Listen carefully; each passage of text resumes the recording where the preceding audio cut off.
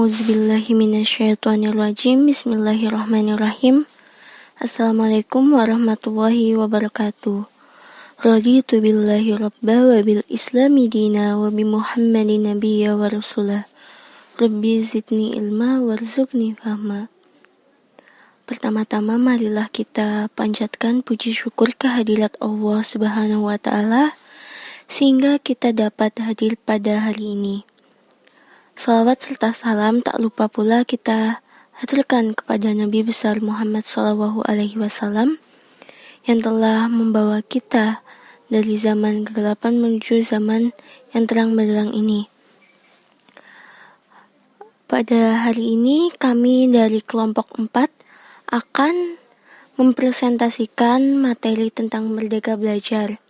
Sebelumnya perkenalkan, nama saya Nurul Hainunisa. Di sini saya sebagai moderator, dan untuk pemateri 1 yaitu Widya Astuti, yang kedua yaitu Renita Widiasi, yang terakhir Indah Putri Fatihah. Selanjutnya yaitu pengertian Merdeka Belajar yang akan disampaikan oleh rekan saya Widya Dwi Astuti. Dipersilakan. Di sini saya akan menjelaskan tentang pengertian dan makna Merdeka Belajar. Yang pertama yaitu pengertian Merdeka Belajar.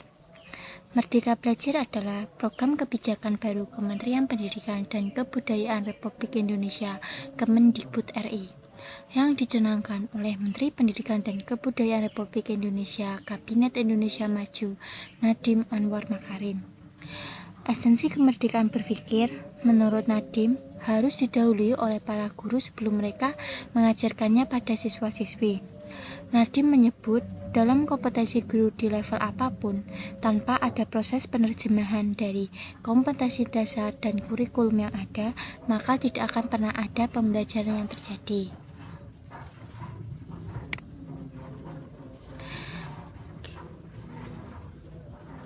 Selanjutnya yaitu makna Merdeka Belajar. Merdeka Belajar memiliki makna kebebasan berinovasi kreatif serta belajar dengan mandiri bagi unit pendidikan, baik guru maupun muridnya. Bisa dikatakan hal ini menjadi otonomi pendidikan yang kembali dihidupkan, di mana anak-anak Indonesia bebas menunjukkan keberagamannya serta cara belajar tersendiri. Merdeka Belajar bukan tanpa aturan, tetapi melibatkan anak-anak dalam membangun kesepakatan untuk komitmen pada tujuan belajar. Merdeka Belajar merupakan pembelajaran yang mandiri terhadap cara yang memungkinkan setiap murid bahagia dengan cara dan tetap di jalan kesepakatan bersama. Selanjutnya yaitu latar belakang Merdeka Belajar yang akan dijelaskan oleh rekan saya. Selanjutnya yaitu latar belakang. Apa sih latar belakang dari konsep Merdeka Belajar?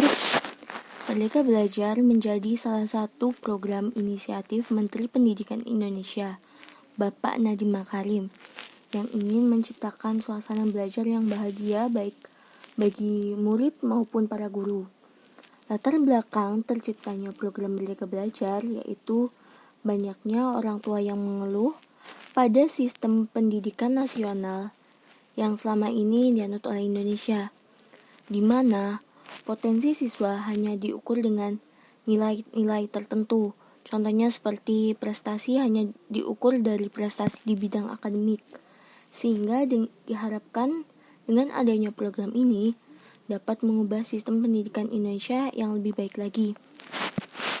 Konsep dari Merdeka Belajar ini tidak jauh dari konsep pendidikan yang ada di Finlandia, di mana para siswa akan menggali potensi-potensi dalam dirinya, tidak hanya sekedar kompetensi dalam bidang akademik, tetapi juga potensi dalam bidang non-akademik.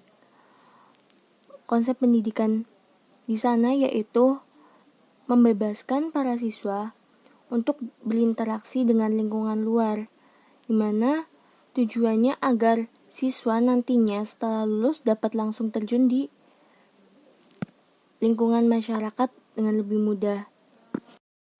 Selanjutnya yaitu tujuan Merdeka Belajar. Apa sih tujuan dari Merdeka Belajar? Tujuan dari Merdeka Belajar yaitu supaya para guru, siswa, serta orang tua bisa mendapatkan suasana yang bahagia. Dengan suasana yang bahagia, otomatis siswa akan lebih merasa nyaman untuk jalani proses pembelajaran, sehingga secara tidak langsung dapat mengembangkan potensi dalam diri siswa, baik prestasi akademik maupun non-akademik. Yang kedua, pembelajaran di luar kelas akan membuat nuansa pembelajaran akan lebih nyaman karena murid dapat berdiskusi lebih dengan guru maupun teman sebayanya. Proses pembelajaran di luar kelas ini juga akan membuat siswa lebih merasa rileks dan lebih bisa mengerti akan lingkungan sekitarnya. Siswa akan mencari tahu apa saja hal-hal yang terjadi di luar kelas yang bisa dikaitkan dengan materi pembelajaran yang diajarkan di dalam kelas. Dalam tujuan ini tidak hanya mengandalkan sistem ranking yang menurut beberapa survei hanya meresahkan anak dan orang tua saja.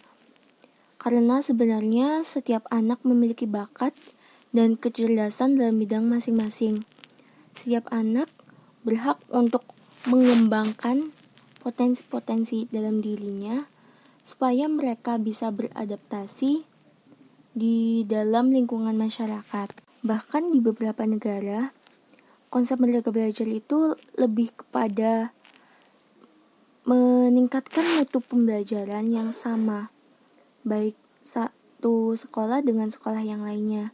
Jadi tidak ada istilah sekolah favorit ataupun sistem ranking yang akan menekan siswa sehingga beberapa siswa akan merasa minder dan menjadi mundur untuk mengembangkan bakat yang lainnya dalam diri siswa itu sendiri. Belajar dengan konsep outing class tidak hanya mendengarkan penjelasan dari guru, tetapi juga membentuk karakter peserta didik yang berani, mandiri, cerdik dalam bergaul, beradab, sopan, dan berkompetensi. Seperti yang dicontohkan dalam negara Finlandia, di mana belajar dengan outing class ini dapat meningkatkan bakat dan minat siswa yang di luar prestasi akademiknya. Belajar di luar kelas juga lebih fleksibel dan lebih menyenangkan bagi para siswa. Tentunya dengan belajar di luar kelas, mereka akan lebih mempelajari hal-hal yang belum mereka pelajari. Belajar dengan sambil bermain itu akan dirasa lebih menyenangkan dibanding belajar dengan hanya metode ceramah. Belajar di luar kelas dinilai mampu mengembangkan bakat yang ada pada diri siswa sehingga mereka lebih mudah berinteraksi dengan orang-orang di sekitarnya. Kebanyakan siswa yang melaksanakan proses pembelajaran dengan konsep Merdeka Belajar ini, mereka yang di luar negeri sana mampu menguasai 5 bahasa. Tidak hanya sekedar bahasa negara, tapi juga bahasa asing yang dinilai susah untuk dipelajari. Mereka akan memiliki waktu luang untuk berinteraksi dengan masyarakat sekitar, sehingga wawasan mereka akan semakin luas. Selanjutnya ada 10 manfaat Merdeka Belajar bagi guru. Merdeka Belajar merupakan salah satu upaya kemerdekaan dalam berpikir dan berekspresi. Hal ini harus terjadi pada guru terlebih dahulu, lalu merambat kepada peserta didik. Adapun 10 manfaat program Merdeka Belajar bagi guru yang perlu diketahui yaitu: yang pertama, mengurangi beban guru. Selain mengemban tugas mulia, guru juga harus dihadapkan dengan tugas tersulit. Dengan adanya program Merdeka Belajar, diharapkan dapat mengurangi beban yang dirasakan oleh guru, di mana guru dapat mengajar siswa dengan leluasa dan merdeka dari tugas administrasi yang memberatkan, serta merdeka dari tekanan intimidasi dan lainnya. Kemudian, manfaat Merdeka Belajar nomor 2 yaitu disederhanakannya RPP. Kita tahu bahwa guru memiliki banyak kendala dalam menjalankan tugas di sekolah, mulai dari menerima siswa baru, menyiapkan administrasi guru termasuk RPP, hingga mengevaluasi. Dengan disederhanakannya RPP ini, maka hal tersebut dapat mengurangi beban administrasi serta memberikan kebebasan kepada guru. Kementerian Pendidikan dan Kebudayaan sendiri membebaskan guru untuk menggunakan, serta mengembangkan RPP. Terdapat 3 komponen penting dalam RPP yaitu tujuan pembelajaran, kegiatan belajar, serta asesmen. Kemudian, manfaat yang nomor 3 yaitu menciptakan belajar lebih menyenangkan. Seperti yang kita tahu bahwa guru memiliki peranan penting dalam dunia pendidikan di Indonesia. Namun sayangnya proses pembelajaran di Indonesia terkadang membosankan bagi guru maupun siswa. Dengan adanya program Merdeka Belajar ini, diharapkan suasana kelas menjadi lebih menyenangkan dan bahagia. Hal ini tentu akan mempengaruhi kualitas dari pembelajaran. Kemudian, manfaat yang nomor 4 yaitu bebas berekspresi. Merdeka dalam belajar mempunyai maksud untuk mengeluarkan kebebasan berekspresi bagi guru maupun siswa di sekolah, di mana tercipta lingkungan sekolah yang bebas dari berbagai hambatan dan tekanan psikologis, khususnya pada guru yang memiliki kemerdekaan mengajar siswanya, sehingga guru dapat fokus untuk memaksimalkan mencerdaskan anak bangsa. Kemudian, manfaat yang nomor 5, yaitu ada meningkatkan kompetensi guru. Meningkatkan kompetensi guru menjadi PR yang harus dilaksanakan untuk memajukan pendidikan di Indonesia. Karena keberhasilan dari program Merdeka Belajar ditentukan oleh guru yang memiliki kompetensi yang baik. Namun sayangnya, kompetensi yang dimiliki oleh guru belum merata sepenuhnya, di mana masih banyak ketimpangan yang terjadi pada guru di daerah tertentu. Kemudian manfaat yang nomor 6 yaitu kemerdekaan guru. Pada dasarnya, program kemerdekaan belajar ini bertujuan untuk memerdekakan guru. Seperti yang kita tahu bahwa proses pembelajaran dibutuhkan kemerdekaan yang melekat pada anak maupun guru, serta melibatkan dukungan banyak dari berbagai pihak. Kemudian, manfaat yang nomor 7 yaitu tidak menuntut siswa menjadi sama.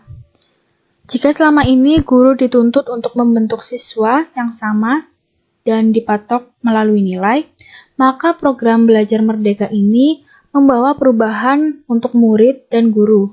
Sebagai guru, menyadari bahwa setiap anak dititipkan dengan keistimewaan yang berbeda, dan disinilah peran guru sebagai pendidik dan teman belajar untuk membangun keahlian serta menunjukkan bakat dari siswanya. Kemudian manfaat yang nomor 8 yaitu mendukung inovasi guru dalam mengajar.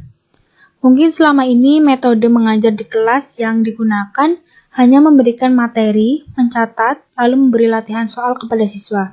Cara tersebut tentu sangat membosankan bagi siswa. Dengan adanya program Merdeka Belajar ini, guru dibebaskan untuk berinovasi dan didukung untuk mengenal metode pembelajaran sendiri yang lebih baik guna menciptakan kelas yang lebih hidup. Kemudian manfaat yang nomor 9 yaitu guru penggerak. Program Merdeka Belajar tidak lepas dari istilah guru penggerak. Hal ini menjadi tantangan sekaligus manfaat yang dirasakan oleh guru, di mana guru harus belajar mengajar dengan kreatif dan aktif untuk menciptakan murid yang berkompetensi global serta memiliki karakter Pancasila. Kemudian yang terakhir, nomor 10 ada penghapusan ujian nasional. Rencananya mulai tahun 2021, ujian nasional akan diubah menjadi asesmen kompetensi minimum dan survei karakter.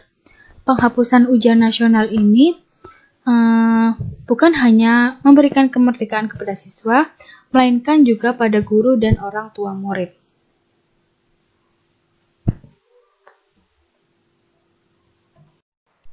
Terima kasih Terima kasih kepada moderator. Di sini saya Winda Putri Fatika akan menjelaskan mengenai pokok-pokok kebijakan Merdeka Belajar. Yang pertama, Ujian Sekolah Berstandar Nasional atau USBN.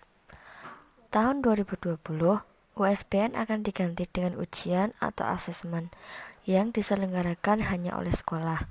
Ujian untuk menilai kompetensi siswa dapat dilakukan dalam bentuk tes tertulis dan atau bentuk penilaian lain yang lebih komprehensif seperti portofolio dan penugasan seperti tugas kelompok, karya tulis, dan sebagainya. Guru dan sekolah lebih merdeka dalam menilai hasil belajar siswa. Yang kedua, Ujian Nasional atau UN. Tahun 2020, UN akan dilaksanakan untuk terakhir kalinya. Tahun 2021, UN akan diubah menjadi asesmen kompetensi minimum dan survei karakter. Dilakukan pada siswa yang berada di tengah jenjang ke sekolah, misalnya kelas 4, 8, dan 11, sehingga mendorong guru dan sekolah untuk memperbaiki mutu pembelajaran dan tidak bisa digunakan untuk basis seleksi siswa ke jenjang selanjutnya. Mengacu pada praktik baik pada level internasional seperti PISA dan TMSS. Yang ketiga, rencana pelaksanaan pembelajaran atau RPP. Guru secara bebas dapat memilih membuat, menggunakan, dan mengembangkan format RPP. 3 komponen inti atau komponen lainnya bersifat pelengkap dan dapat dibeli secara mandiri. Pertama, tujuan pembelajaran. Yang kedua, kegiatan pembelajaran. Yang ketiga, asesmen. Penulisan RPP dilakukan dengan efisien dan efektif, sehingga guru memiliki lebih banyak waktu untuk mempersiapkan dan mengevaluasi proses pembelajaran itu sendiri. Yang keempat, peraturan penerimaan peserta didik baru PPDB zonasi. Membuat kebijakan PPDB lebih fleksibel untuk mengakomodasi ketimpangan akses dan kualitas di berbagai daerah. Jalur zonasi minimal 50%, jalur afirmasi minimal 15%, jalur perpindahan maksimal 5%, jalur prestasi sisanya 0-30%, disesuaikan dengan kondisi daerah. Daerah berwenang menentukan proporsi final dan menetapkan wilayah zonasi. Pemerataan akses dan kualitas pendidikan perlu diiringi dengan inisiatif lainnya oleh pemerintah daerah seperti redistribusi guru ke sekolah yang kekurangan guru. Konsep Merdeka Belajar perspektif aliran John Dewey. Progresivisme adalah suatu gerakan dalam bidang pendidikan yang antara lain dipelopori oleh John Dewey. Aliran ini berusaha menggapai secara positif pengaruh-pengaruh yang ada pada ilmu pengetahuan dan teknologi. Secara sederhana, prinsip-prinsip aliran pendidikan progresivisme dapat dirumuskan sebagai berikut. 1. Anak atau peserta didik harus bebas dan berkembang secara natural. Yang kedua, pengalaman langsung adalah rangsangan terbaik dalam pembelajaran. Yang ketiga, guru harus bisa memandu dan menjadi fasilitator yang baik. Yang keempat, lembaga pendidikan harus menjadi laboratorium pendidikan untuk perubahan peserta didik. Yang kelima, aktivitas di lembaga pendidikan dan di rumah harus dapat dikooperasikan. Selanjutnya, saya akan menyimpulkan dari materi kali ini, yakni Merdeka Belajar. Poin pertama, Merdeka Belajar adalah program kebijakan baru Kementerian Pendidikan dan Kebudayaan Republik Indonesia yang dicanangkan oleh Menteri Pendidikan dan Kebudayaan Republik Indonesia, yakni Nadiem Anwar Makarim. Latar belakang dari Merdeka Belajar yakni atas dasar keresahan orang tua yang mengeluhkan anak-anaknya pada sistem pendidikan nasional. Yang ketiga, manfaat belajar merdeka seperti yang sudah dijelaskan dalam PPT tersebut, salah satunya mengurangi beban guru, menciptakan pembelajaran yang menyenangkan, dan masih banyak lagi. Yang keempat, beberapa kebijakan Merdeka Belajar yakni seperti USBN, UN, RPP, serta PPDB melalui sistem zonasi. Yang kelima, aliran progresivisme menurut John Dewey. Poin-poin penting dalam sifat aliran ini adalah memberikan dampak positif serta pengaruh dalam ilmu pengetahuan dan teknologi. Demikian yang dapat saya sampaikan, kurang lebihnya mohon maaf. Saya kembalikan ke moderator. Terima kasih. Sekian presentasi dari kelompok kami. Apabila ada kesalahan dari kami mohon maaf. kami akhiri. Wabillahi taufik wal hidayah. Wassalamualaikum warahmatullahi wabarakatuh.